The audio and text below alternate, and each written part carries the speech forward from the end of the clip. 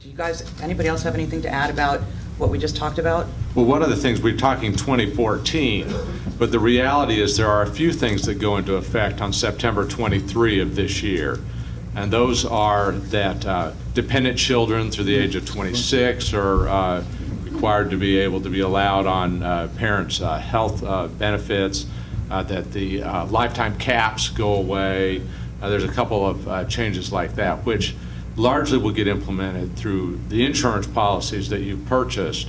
Unless you're a self-insured organization, then you have to proactively figure out how to implement those. I was reading about those two particular issues that are going to be implemented immediately as opposed to everything else being 2014, and right away I was like, why are they waiting until 2014 to kick everything in except for these two things? But I don't even think I knew exactly what the caps are. Can you speak to that a little bit, one of you? Just explain exactly what these limitations, they're taking away the limits, right? Yes, they're taking away the way many health benefit plans are structured is they won't pay an unlimited amount related to your health care. So, and the caps typically are about $1 million a lifetime. So that if your care goes over $1 million, then the insurance no longer pays. Oh, so and not every policy has that, but it's pretty ubiquitous in the industry. Okay. There were two case studies that I read about. I don't know if I'm going to be saying these hospital names correctly, so forgive my naivete, but Deaconess? Thank you. Okay. Hospital and St. Mary's Hospital, both hospital organizations stated that because of these two particular things, their health insurance costs were going to go up anywhere up to 4%. Can anybody speak to why that might be, or what that means, and how that's going to affect everything else? If a plan is considered non-grandfathered, meaning it wasn't in existence on September 23rd, or on March 23rd when the bill was signed, or you make certain changes to your plan to lose your grandfathered status, you have to provide preventive care for all of your members. No cost sharing, no deductibles, no co-insurance involved, so it's first dollar and no annual limits on that. So you're going to see a rush of people that have not gotten preventive care because of high co-payments or deductibles or other reasons are going to be heading out and having this care performed. Okay. So that's probably the primary reason. I can speak to that too, yeah. So the changes, and this, it does depend on the kind of plan you have and the coverage you're starting from. I think that's an important point. But for our coverage, kind of permanent coverage, we don't see huge impacts on premiums. Maybe in the % range, 4 is high. And it depends on what the changes are, but between the preventative benefits, the limits, both the lifetime, and they're also a removal of annual limits as well. This is for group coverage. There could be big impacts, by the way, in the individual market. That's a whole separate discussion. Okay. So we haven't seen change. We haven't seen impacts quite that high. Okay. As good as the short run. I think the other thing is it's difficult to project because one of the main tenets of the plan is expansion of preventative care. So one could also argue that if there's an expansion of preventative care, the lifetime cap may be able to come down because people intervene on illness earlier. So currently, let's say if you don't have preventive, let's use a hypothetical example, if you have breast cancer or something and you haven't gotten a mammogram for screening because it wasn't covered, you may defer on that. And then by the time it's detected, you have breast cancer, and that of course is going, the bills are going to add up very quickly, versus one of the proposals is uniform mammogram screening and preventive care.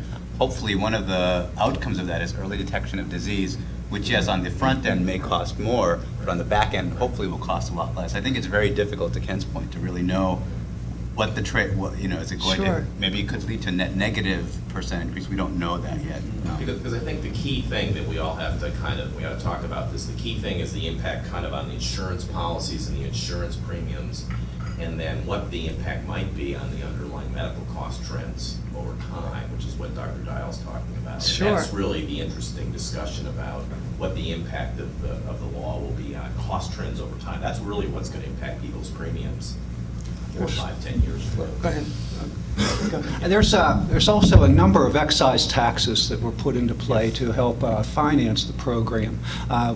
2 are on health insurance. One's on these high-cost plans, another just on fully insured products. I guess second on pharmacy, and another on device manufacturers.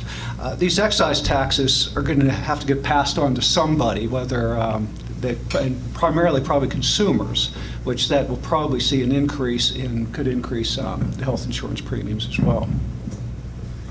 One of the things that's interesting is we're sitting here saying this is what's going to happen, but I think the largest impacts are the unintended consequences and how human beings respond to incentives and disincentives. And we can speculate about what that impact is going to be on a medical loss ratio trends and things like that, but we really don't know. We don't know how human beings will respond to the incentives there are. If you've read the book Freakonomics, and this is really a giant exercise in exploring human behavior and the changes in incentives and what that means. I think somewhat related to this is when we're talking about incentives is the reform law also has a lot of direct language around reducing premiums based on healthy behavior.